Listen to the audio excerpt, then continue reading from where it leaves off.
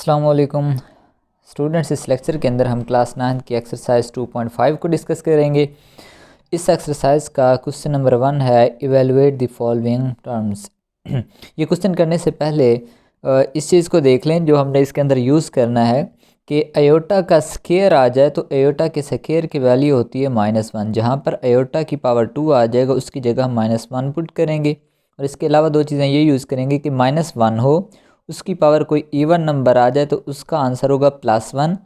-1 हो, उसकी पावर कोई ऑड नंबर आ जाए जैसे 3 है, 5 है, 7 है, कोई ऑड नंबर आ जाए तो इसका जो आंसर होगा इज इक्वल टू -1 के। ठीक है, ये तीन चीज़ें याद रखेंगे। अयोटा का स्केयर इज इक्वल टू -1, -1 की पावर कोई इवन नंबर होगा तो +1, -1 की पावर कोई ऑड नंबर होगा तो उसकी वैल्यू होगी -1।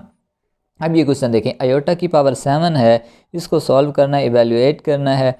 अब इसके अंदर यही करना है कि अयोटा की पावर जहाँ पर भी ऑड नंबर आएगी हम उसे इवन नंबर बना लेंगे, बाकी जो नंबर बच जाएगा उसको अलग कर देंगे। जब अयोटा की पावर इवन नंबर आ जाएगी तो उसे हम कन्वर्ट कर देंगे अयोटा की पावर 2 के अंदर, क्योंकि हमारे पास वैल्यू है अयोटा स्क्वायर की, अयोटा की पावर 2 की वैल्यू है, तो हम अयोटा की पावर 2 बना लेंगे, उसकी जगह -1 पुट कर देंगे। तो यहाँ पर अयोटा की पावर 7 था, हम 7 को हमने अलग कर दिया एक 6 के अंदर और अयोटा की पावर 1 के अंदर, क्योंकि हमने इसको इवन नंबर बनाना है। 7 ऑड नंबर था तो हमने 6 लिख दिया डॉट अयोटा की पावर 1 लिख दिया, क्योंकि जब बेस सेम होता है मल्टीप्लाई करते हैं तो पावर उनकी ऐड हो जाती है, वापस वही 7 बन जाएगा। तो अयोटा की पावर जो 6 है उसकी जगह हम लिख देंगे अयोटा का स्क्वायर, और स्क्वायर की पावर 3 को 2 से मल्टीप्लाई करवाएंगे तो क्या बन जाएगा 6, क्योंकि हमारे पास अयोटा स्क्वायर की वैल्यू मौजूद है।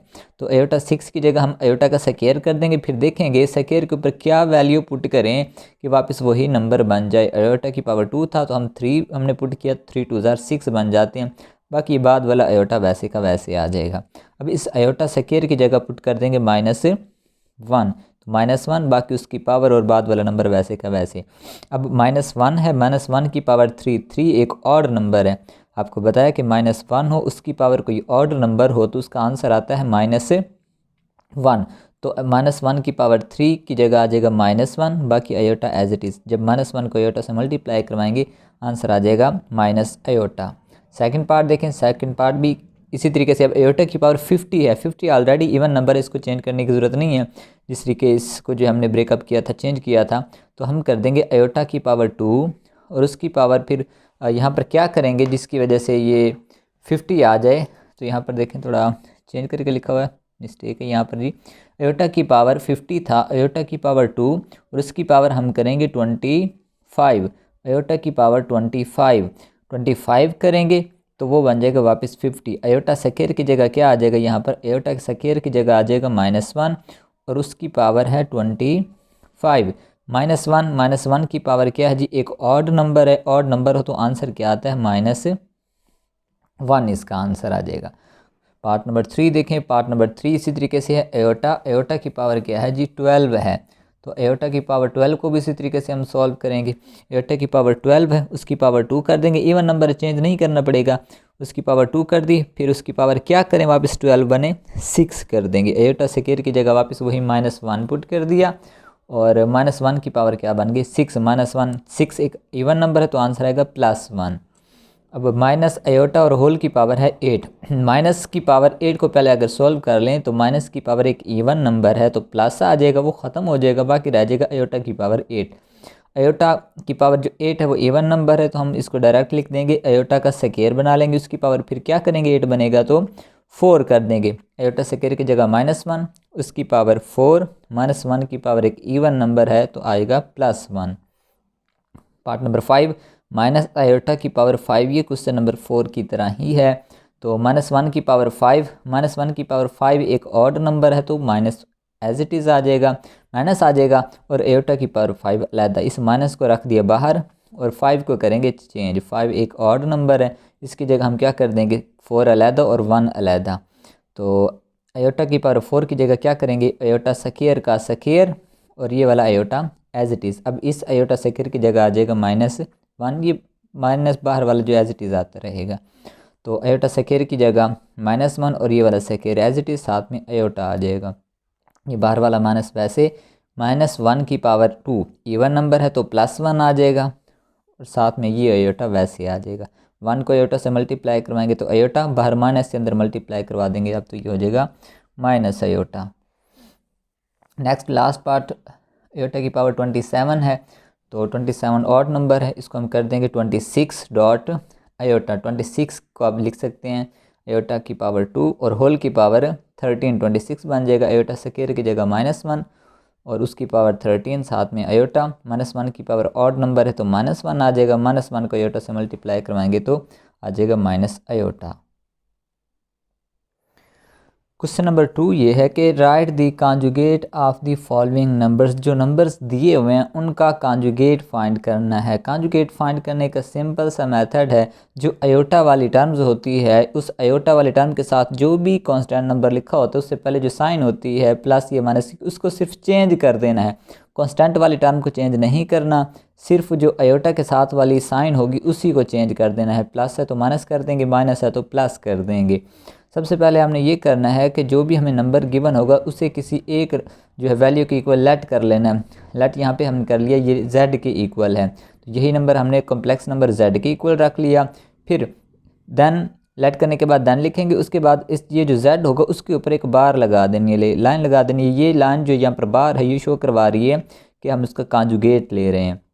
तो देखें +2 था, +4 अयोटा था, 2 एज इट इज़। जो अयोटा वाली टर्म है उसकी साइन चेंज कर दी, पहले प्लस थी अब कर दिए माइनस।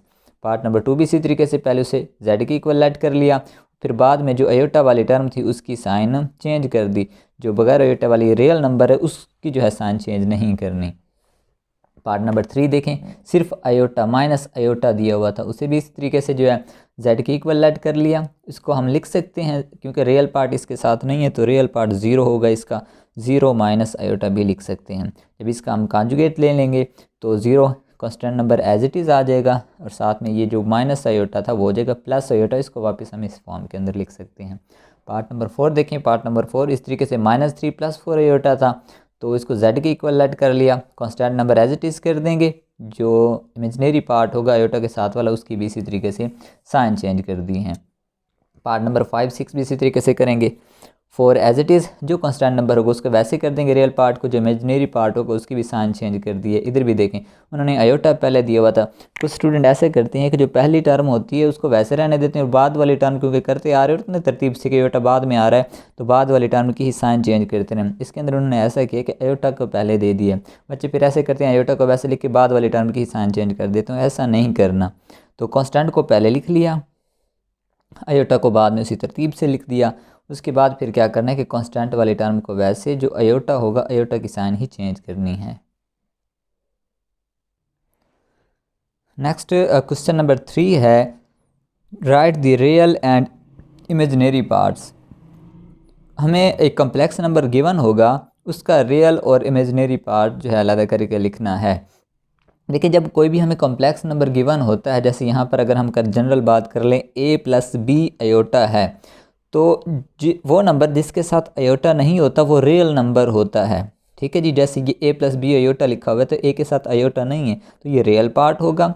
जब इमेजिनरी बात नंबर की बात करते हैं, इमेजिनरी पार्ट की बात करते हैं, जो अयोटा के साथ जो नंबर लिखा होगा रियल नंबर होगा वही नंबर इमेजिनरी पार्ट होगा। जब इमेजिनरी पार्ट लिखेंगे तो सिर्फ इस b को लिखेंगे जो अयोटा के साथ लिखा हुआ है, तो इस अयोटा को साथ में नहीं लिखेंगे। जैसे अब पहला क्वेश्चन यहाँ पर है कि 1 + अयोटा इसका रियल पार्ट और इमेजिनरी पार्ट बताना है। सबसे पहले इसे किसी एक वैल्यू की इक्वल लेट कर लिया, लेट z = है 1 + अयोटा। तो अभी आपको बताया रियल पार्ट ऑफ z की, ये जो z हमारे पास कॉम्प्लेक्स नंबर है उसका रियल पार्ट क्या होगा, जो अयोटा के बगैर वाली टर्म होगी, जिसके साथ अयोटा नहीं लगा होगा तो वो रियल पार्ट होगा। इमेजिनरी पार्ट में क्या करना है, जो अयोटा के साथ कांस्टेंट नंबर होगा, अब यहाँ पर 1 है, कुछ स्टूडेंट ये करते हैं कि सारी अयोटा को लिख देते हैं, तो अयोटा को नहीं लिखना। इस अयोटा के साथ जैसे यहाँ पर b था, अयोटा के साथ जो नंबर लगा होगा कांस्टेंट नंबर रियल नंबर वही इमेजिनरी पार्ट होता है उसका।